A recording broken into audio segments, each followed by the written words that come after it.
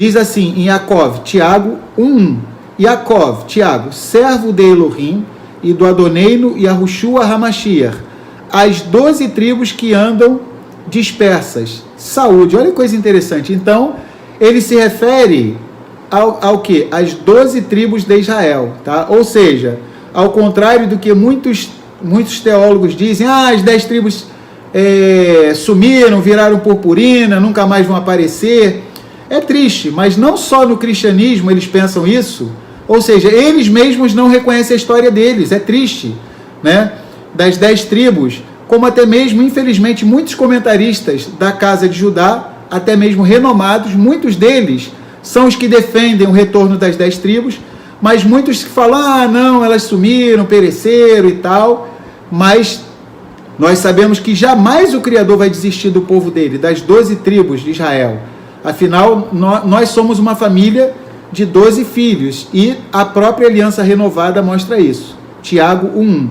Marquem nas Bíblias de vocês, quando alguém fala, mas não tem esse negócio aí agora de tribo, não, agora é negócio, é isso, é aquilo, é ismo, não tem nada de cristianismo nem judaísmo, são 12 tribos. Yaakov, servo de Elohim e do Adoneino Yahushua HaMashiach, as 12 tribos que andam dispersas, ou seja, andam na diáspora, na Galut. Saúde, ou seja, então ele estava endereçando a sua carta, tá, para as 12 tribos de Israel. Tá? Então Tiago e Yaakov sabia que a obra do Mashiach, tá, foi justamente essa, congregar todas as tribos, tá, em um só propósito. Então por isso que o xará do nosso Messias, que é Josué e Yahushua, ele usa esse simbolismo por orientação divina, tá, das 12 tribos, através de 12 pedras, tá bom? Então vamos lá. Ao passo que foi precipitada a decisão de Ruben, Gade e metade da tribo de Manassés, foi precipitada de herdar uma terra antes da terra prometida, mas também o que é certo a gente tem que falar. É meritória a atitude deles, que eles foram na frente, do jeito que eles fecharam lá o acordo com Moisés, eles reiteraram esse acordo com Josué, com Yahushua, e eles estão aqui, selva, né, sangue nos olhos, né, é Israel na veia. Então eles estão indo, não querem nem saber que eles já herdaram a terra, eles querem ver os irmãos das outras tribos também herdarem suas terras. Então isso deve ser um encorajamento para todos nós, que venhamos lutar não somente pelo que é nosso, mas pelo que é também dos nossos irmãos, tá? Então vamos lá. O livro de Josué fala que, esse versículo fala que eles atravessaram diante de Yahuá. Por quê? Porque essas eram as guerras obrigatórias para conquistar a terra prometida. Então existem guerras na nossa vida que são obrigatórias, tá? Não adianta. A gente tem que travar batalhas a cada dia. E a maior batalha que a gente trava todo dia é o quê? Justamente para sair da cama. Lá em Israel, os nossos irmãos da casa de Judá dizem o seguinte: se você vencer a batalha, sair da cama quando toca o seu despertador e você fizer o Modeani, agradeço eu perante o revivo e existente que devolveste a minha alma com piedade. Grande é a tua imuná. Olha, grande é a tua confiança, fé, fidelidade. Nós falamos isso para o Criador, tá? Então, o que passar disso é fichinha. Se a gente acordar de manhã, já quando o despertador toca, tá? E se a pessoa tiver se de repente ela quisesse ficar preocupada, então ela já fala o Modeani, acorda, o resto passa a ser fichinha, tá bom? Então que sejamos guerreiros, tá? Nós falamos alguns instantes antes o quê? De Shaul HaShaliach. Ele fala as últimas palavras de Paulo, né? O guerreiro, o apóstolo Paulo, um tremendo guerreiro, ele fala, 2 Timóteo capítulo 4, no finalzinho, as últimas palavras dele: combati o bom combate, completei a carreira e guardei a emuná. Desde agora está reservada para mim o quê?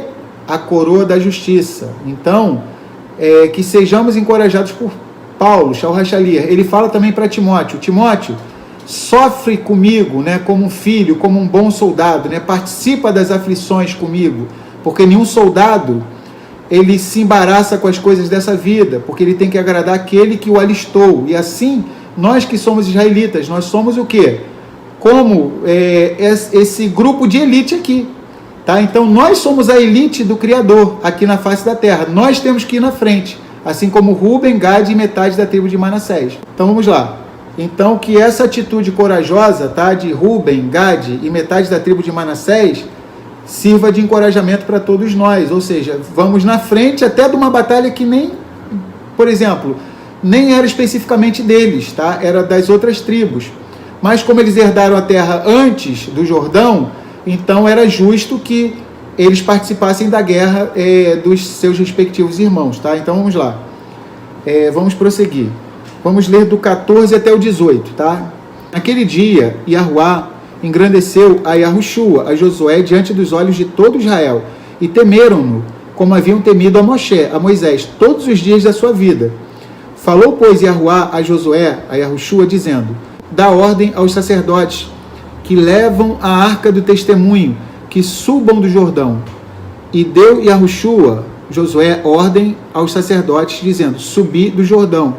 E aconteceu que, como os sacerdotes que levavam a arca da aliança de Yahuá subiram do meio do Jordão, e as plantas dos pés dos sacerdotes se puseram em seco, as águas do Jordão e Ardém se tornaram ao seu lugar, e corriam, como antes, sobre todas as suas ribanceiras. Vamos prosseguir. Nós lemos do versículo 14 até o 18, Josué 4, do 14 ao 18. O versículo relata que Yahuá cumpriu a sua promessa feita a Josué, a Yahushua, de que engrandeceria o seu nome. Isso foi lá no capítulo 3, versículo 7, o Criador prometeu e agora ele está cumprindo. Tal como acontecera com Moisés, em Êxodo 14, 31 e Êxodo 34, 30. Então o Criador ele tem um carinho muito grande para com os seus servos que abrem mão de suas vidas para fazer a sua obra. Então o Criador, ele, vamos dizer assim, ele honrou a Moshe, o povo temia ao Criador e temia a Moshe. Agora está sendo reiterado esse compromisso com Josué, que é o sucessor, Yahushua. Ele vela sobre o trabalho dos sacerdotes, ou seja, o povo precisava entender que Josué exercia uma liderança sobre o povo, os sacerdotes auxiliavam Josué na liderança desse povo, ou seja, era algo assim tremendo, ou seja, os sacerdotes faziam alguma coisa, se movimentava, acontecia um milagre, se movimentava de novo, acontecia outro milagre, tá? Então era notório. Então a gente percebe o carinho, o cuidado que o Criador tem para com os seus filhos e filhas que abrem mão de suas vidas e resolvem fazer a sua obra. Então ele honra o ministério dessas pessoas, tá? Lembrar sempre que o nosso primeiro ministério, se alguém pensar assim, que nenhum de nós venha pensar assim, eu não tenho ministério. Então, o primeiro ministério que nós temos de todos, que a gente sempre fala, sempre vai falar, tá? Para ficar massificado, é o quê? A nossa casa. Por exemplo, nós que somos do povo de Israel, nós não pensamos como as pessoas que estão dentro do sistema religioso. Por exemplo, muitas pessoas que estão dentro do sistema religioso, não são todas, tá? Mas muitas pensam assim, eu não tenho nenhum ministério, né? Eu não tenho nenhum título, eu não tenho ministério. A pessoa pensa que não tem ministério, tá? Ela tem as 24 horas do dia, seja em casa, seja no trabalho, seja por onde ela for, por onde ela passar, já é um ministério. Já é um ministério. O hebraico é uma língua de verbos. O hebraico não está muito preocupado com títulos, tá? Então o hebraico está preocupado com ações, com atitudes, tá? Então, por exemplo, muitas vezes a pessoa acaba pensando assim, poxa, eu queria que o Criador me desse um dom, me desse um ministério. Então ele já deu um dom, tá? Você já tem um ministério, você tem que cuidar das pessoas que estão na sua casa, cuidar de si mesmo, cuidar das pessoas que estão na sua casa. Quer ministério maior do que esse? Aí, se você desempenha bem esse ministério, aí o Criador vai pensar o seguinte, poxa, olha, ele cuidou bem da casa dele, agora eu vou pedir para ele cuidar da minha casa. Ele cuidou da congregação dele, que é a casa dele, a família dele, ficou bem treinado, agora eu vou pedir para ele cuidar da minha casa, da minha congregação, que é o meu povo Israel. Então, que todos nós venhamos entender que todos temos, no mínimo, um dom, tá? E todos nós temos inúmeros ministérios, tá? Então, o ministério de quem é marido, cuidar da esposa, a esposa está cuidando do marido, quem é pai e mãe, cuidar dos filhos, filhos honrarem os pais, irmãos se amarem, se respeitarem, tá? E por aí vai. Então, todos nós temos algum ministério. E no nosso ministério, e esse ministério dentro de casa é um ministério sagrado, é importantíssimo, tá? Então, se por acaso alguém estivesse pensando assim, eu não tenho nenhum ministério, quando que o Criador vai me chamar para fazer alguma coisa? Já tem o ministério, já tem a sua casa, a sua família. Eu lembro que uma vez eu vi uma frase que eu nunca mais esqueci. Uma pessoa chegou para um homem e falou assim: a minha mulher estava grávida, já deu à luz, e o meu filho, e eu quero saber a partir de qual idade eu começo a ensinar a Bíblia, as escrituras para o meu filho. Um homem estava falando com um outro homem, né? Aí o outro homem que ouviu isso falou assim: vem cá, já nasceu seu filho? Aí ele falou: já nasceu. Vem cá, qual a idade, quanto tempo de nascido tem o seu filho? Aí aquele homem, né, queria saber quando deveria começar a ensinar o seu filho, falou assim: ele nasceu tem só um mês. Aí o outro camarada falou para ele, de uma forma bem sábia, falou assim: meu amigo, você já perdeu 10 meses. Como assim? 9 meses você já perdeu, que já era para estar ensinando seu filho dentro da barriga. Lá, ele dentro da barriga já era para você impor as mãos sobre a barriga da sua esposa, profetizar bênçãos sobre ele. Já era para ler as escrituras para ele, orar por ele. Ele tem um mês, mais 9 da barriga que ele já perdeu. 1 mais 9, 10. Você já perdeu 10 meses. Vai lá e faz o teu melhor agora. Então, nós temos sim o nosso ministério. E o Criador honra, tá? Ele acaba honrando quando a gente se dedica ao nosso ministério. Lembrando que o principal de todos é o quê? A nossa casa. Então, quem vai casar ainda, já pensa nisso. Impõe as mãos quando casar, tá? Já impõe as mãos sobre a barriga da esposa quando tiver vindo essa criança, tá? Seja filho, seja filha, já profetiza a bênção. Eu lembro que o meu filho mais velho tem 27 anos, o mais novo tem 20, e eu já ouvi essa história, eu já conhecia essa história antes dos meus filhos nascerem, né? Mesmo sem ter o entendimento da Torá que nós temos hoje. E eu me lembro que depois que eu ouvi essa história, ainda não tinha nascido nenhum filho, né? Ou seja, então quando a minha esposa engravidou dos 2 filhos, tanto do Davi quanto do Daniel, a gente colocava as mãos, impunha as mãos e orava, e a gente lia também as escrituras. Então a gente orava: Criador, nós estamos aqui orando e queremos ler as escrituras e que a tua palavra venha penetrar na mente e no coração do nosso filho ou filha. A gente não sabia, né? Que está sendo formado, que está sendo gerado, tá? Então, é um ministério. E o Criador honra aqueles que se dedicam ao seu ministério, que receberam, tá bom? Então, vamos lá. Aqui o Criador honrou a Josué e honrou os sacerdotes também, tá? Então, vamos prosseguir. Vamos ler o comentário aqui. Tão logo os Coanim, os sacerdotes, subiram do leito do Jordão, o rio retomou seu curso normal. O versículo menciona a data, que é 10 de Aviv, 10 de Nissan, ou seja, 10 do primeiro mês, tá? Talvez para lembrar que fazia exatamente 40 anos que aos filhos de Israel fora ordenado, no Egito, no Mitzraim, separar um animal para o sacrifício de Pêssar, Pascal, o primeiro símbolo da redenção da escravidão egípcia. Isso é relatado em Shemot, em Êxodo, capítulo 12. Então, olha que coisa interessante. O nosso povo atravessa o Rio Jordão no dia 10 de Aviv. A Pêssar é no dia 14 de Aviv, ou seja, em português, Abib. 14 de Aviv, celebração da Pêssar. 4 dias antes, o que? O cordeiro já deveria ser separado. Então, um cordeiro já deveria ser separado para cada família. Então, não é uma mera coincidência isso. O nosso Messias Yahushua também faz a sua entrada triunfal em Jerusalém no dia 10 de Aviv, segundo o entendimento, segundo a tradição. Todos os comentaristas unânimes chegam a essa mesma conclusão, que a entrada dele, embora não seja relatada literalmente, mas o entendimento é esse, que ele entra em Jerusalém, a entrada triunfal é no dia 10 de Aviv, ou seja, o dia no qual se deveria separar o cordeiro pascal. Por isso que aqueles líderes religiosos ficam fazendo um monte de enigma, tentando fazer pegadinha com o nosso Messias. Eles não sabiam que estavam sendo, vamos dizer assim, aquilo estava até acontecendo para que se cumprisse as escrituras, porque no dia 10 de Aviv, cada família deveria pegar o seu cordeiro e examinar ele detalhadamente para ver se ele não tinha nenhum defeito. Tanto que em hebraico é o quê? Se-tamim.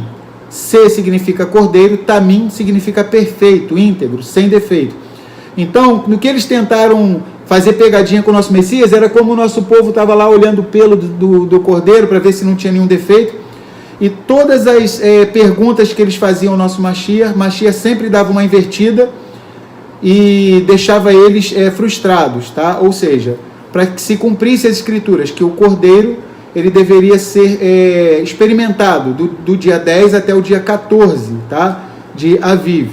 Então vamos lá. Então bendito seja o nosso Messias Yahushua, nosso Setamim, nosso cordeiro perfeito. Então a gente percebe que tudo aponta para a obra de redenção do Messias. Nosso povo sai de Israel por ocasião de Pêssar, né? Então no dia 10 de Aviv, o povo tinha que separar o cordeiro. No dia 14 de Aviv, tinha que imolar o cordeiro. No dia 15 de Aviv, no outro dia, que inicia a festa de Matzot, pães asmos, pão sem fermento, foi a saída do nosso povo do Egito. E a entrada do nosso povo na Terra Prometida também está conectada a Pêssar. E Pêssar aponta o quê? Para a obra de redenção do nosso Messias Yahushua, que foi realizada em sua primeira vinda, cerca de 2000 anos atrás. Então vamos lá. Então, como disse Paulo em Romanos 10:4, o objetivo, a meta da Torá é o Messias. E isso é justiça para todo aquele que crê. Ou seja, no hebraico diz que a meta, a finalidade da Torá é o Messias Yahushua. Ren tarlitá shel hatorá hu hamashiach. Litzedakalekol hamamim, ou seja, em hebraico diz assim, Romanos 10:4, ou seja, a palavra tarlitá não é o fim da lei, como eles traduziram, né? O João Ferreira de Almeida assassinou o texto, tentou assassinar, que ele não conseguiu, né? Então, dizendo que o fim da lei é Cristo, não é o fim da lei é Cristo, no hebraico é tarlitá, ou seja, a finalidade, a meta, o objetivo da Torá é quem? É o Messias. Então, tudo na Torá e em todos os livros da Bíblia apontam para o Messias Yahushua. Ou seja, os líderes religiosos, né, fazendo aquelas perguntas todas para o Mashiach, só estavam fazendo com que a profecia se cumprisse. Vamos prosseguir. O próximo capítulo vai relatar a celebração de Pêssar, né? No capítulo 5, que vai ser semana que vem, vai relatar a celebração que o nosso povo vai fazer de Pêssar, tá? Sendo a primeira Pêssar na terra prometida, na terra de Canaã, né? Então, o nosso povo de Israel, que ficou 40 anos no deserto, né, celebrou Pêssar lá no Egito, na saída do Egito, e estava no deserto durante 40 anos, então agora entrou na Terra Prometida e vai celebrar a sua primeira Pêssar, né, na terra de Israel, lar docilar, né? Ou seja, finalmente estavam entrando na Terra Prometida e tudo apontando para o mérito da redenção do Messias, ou seja, o que está em evidência aí é o quê? É o Cordeiro, tá? Ou seja, tudo aponta para o nosso Messias Yahushua. Vamos lá. Levaram consigo as pedras que tiraram do Jordão e levaram a Gilgal. Então nós já estamos quase concluindo o estudo, tá bom? Nós estamos aqui indo para o finalzinho. Levaram consigo as pedras que tiraram do Jordão, Yarden, e levaram a Gilgal, a sua primeira escala na Terra Prometida, onde ergueram um monumento. Então a primeira escala na Terra Prometida, estação Gilgal, tá? Gilgal. A colina que se encontra a aproximadamente 3 quilômetros de distância de Jericó, foi identificada como Gilgal do livro de Josué, do Sefer Yahushua. Então, ninguém pode, vamos dizer assim, pode bater o martelo com 100% de certeza, né? Mas a colina que se encontra a aproximadamente 3 km de distância de Jericó foi identificada, tipo assim, é um consenso, tá? Como esse lugar chamado Gilgal, que é relatado aqui no livro de Josué. Logo no início que a gente foi estudar o livro de Josué, eu lembro que eu li para vocês um comentário aqui, que falava que são mencionadas centenas de localidades diferentes, centenas de cidades diferentes. E uma porcentagem bem grande das cidades, até hoje não se identificou onde elas se encontram, tá? Claro, quando o nosso rei Messias retornar, nós vamos saber aonde era cada lugar, tá? Mas alguns já existe um consenso sobre quais seriam esses lugares, tá bom? Vai, fala, Maria. Pergunta da Elisângela. Vai, pode falar. Está falando, será verdade que a pessoa fez um altar de pedra no rio quando eles atravessaram? Isso, sim, Elisângela, correto, tá? Correto, perfeita a pergunta da nossa irmã Elisângela. Então, Josué, ele faz um altar com 12 pedras ali, no meio do Rio Jordão, no lugar onde os pés dos sacerdotes tinham ficado, tá? Para que servisse de testemunho, então nunca mais se esqueceria isso. Então, ele fez um altar de 12 pedras ali, ou seja, no lugar, durante vários séculos depois, quando o nosso povo de Israel, por isso que fala, quando vossos filhos perguntarem o que é isso, então, vocês vão explicar e dizer que Yahuwá abriu, né, o Rio Jordão e tal, explicar toda essa história. Então, Josué faz esse altar, ele coloca ali 12 pedras no meio do Rio Jordão, no lugar onde os pés dos sacerdotes ficaram ali até o povo todo passar, e do Rio Jordão, 12 homens pegaram 12 pedras, 12 outras pedras, e levaram para Gilgal, para o acampamento. Ou seja, existiriam, no caso, 2 memoriais, tá? Então isso nos ensina o quê?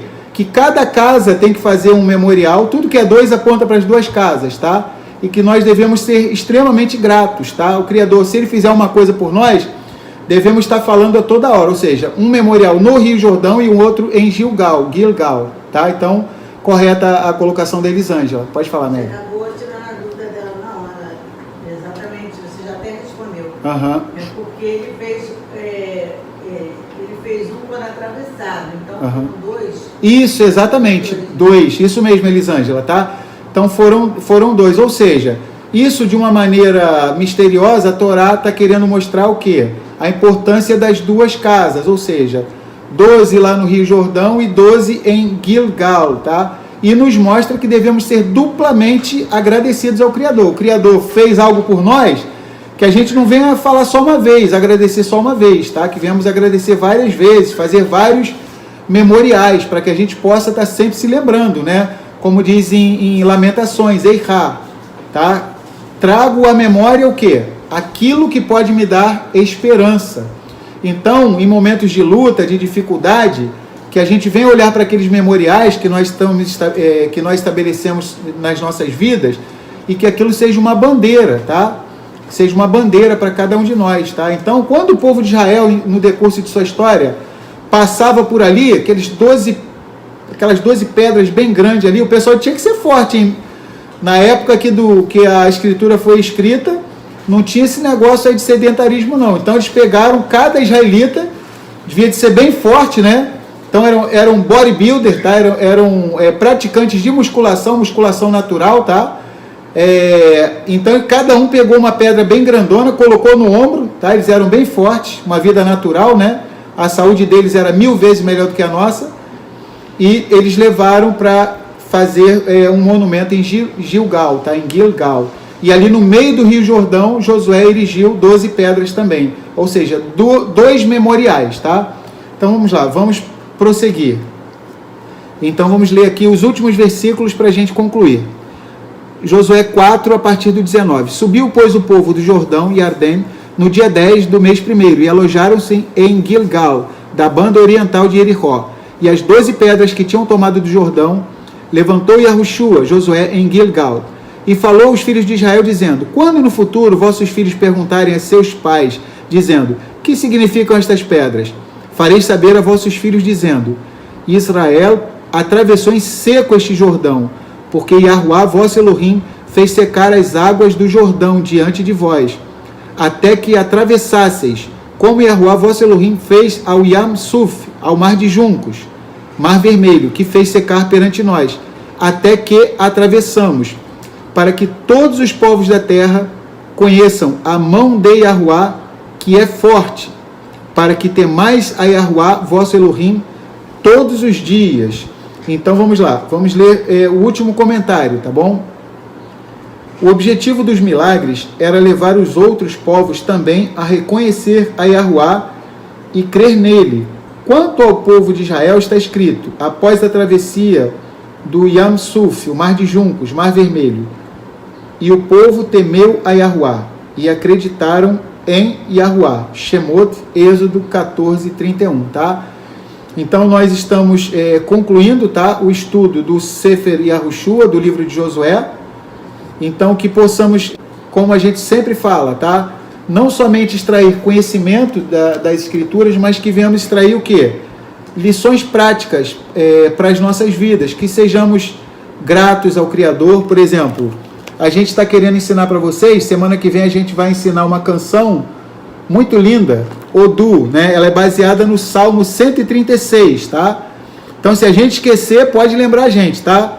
Então, uma música lindíssima. Um rei da casa de Judá, quando ia travar uma batalha perdida contra um adversário infinitamente mais poderoso, ele deu ordem, olha, vai na frente, o pessoal ministrando louvor, vai cantando Odu la Yahuá Kitov, que Leolam Hasdo, ou seja, rendam agradecimentos a Yahuá, porque é bom e a sua misericórdia, o seu favor imerecido dura para sempre. Então, o Salmo 136. Então, que estejamos durante essa semana meditando nesse Salmo 136, que venhamos estar sempre falando Odu la Yahuá Kitov, que Leolam Hasdo, que sejamos gratos. Vai, fala, Meg. A irmã Merci está falando dessas 12 pedras simbolizavam o povo de Israel, né? Isso, muito bem colocado pela irmã Yassi, nossa irmã Ioná. Essas 12 pedras simbolizam o quê? Todo o povo de Israel, né? Kol Israel, ou seja, as 12 tribos de Israel. Então não pode faltar nenhuma tribo. Então a gente fica impressionado, olha que coisa interessante, como que os nossos irmãos, por isso que a gente tem que orar, nós amamos profundamente, né? Os nossos irmãos da casa de Judá, oramos para que eles reconheçam o Messias e amamos muito nossos irmãos da casa de Efraim, que estão no cristianismo, para que eles reconheçam a Torá, entendam acerca das 12 tribos, é um plano eterno do Criador. Olha só, em Yaakov, Tiago, na Brit Hadashah, na aliança renovada, Yaakov, Tiago, o irmão do Mashiach, tá? Que era nessa época o Nassi, o príncipe, o líder de todos os Netzarim no mundo inteiro, Tiago era o líder. Diz assim em Yaakov, Tiago 1, Yaakov, Tiago, servo de Elohim e do Adoneino e Yahushua HaMashiach, as 12 tribos que andam dispersas. Saúde, olha que coisa interessante. Então, ele se refere ao que? As 12 tribos de Israel, tá? Ou seja, ao contrário do que muitos teólogos dizem, as 10 tribos sumiram, viraram purpurina, nunca mais vão aparecer. É triste, mas não só no cristianismo eles pensam isso, ou seja, eles mesmos não reconhecem a história deles, é triste, né? Das 10 tribos, como até mesmo, infelizmente, muitos comentaristas da casa de Judá, até mesmo renomados, muitos deles são os que defendem o retorno das 10 tribos, mas muitos que falam, não, elas sumiram, pereceram e tal, mas nós sabemos que jamais o Criador vai desistir do povo dele, das 12 tribos de Israel.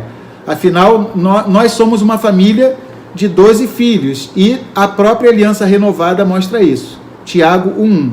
Marquem nas Bíblias de vocês, quando alguém fala, mas não tem esse negócio aí agora de tribo, não, agora é negócio, é isso, é aquilo, é ismo, não tem nada de cristianismo nem judaísmo, são 12 tribos. Yaakov, servo de Elohim e do Adoneino Yahushua HaMashiach, as 12 tribos que andam dispersas, ou seja, andam na diáspora, na Galut. Saúde, ou seja, então ele estava endereçando a sua carta, tá, para as 12 tribos de Israel. Tá? Então Tiago e Yaakov sabia que a obra do Mashiach, tá, foi justamente essa, congregar todas as tribos, tá, em um só propósito. Então por isso que o xará do nosso Messias, que é Josué e Yahushua, ele usa esse simbolismo por orientação divina, tá, das 12 tribos, através de 12 pedras, tá bom? Então vamos lá. Nós estamos concluindo, tá bom? Tá bom? Então, Shabbat Shalom Lekulam e Shavuot Tov.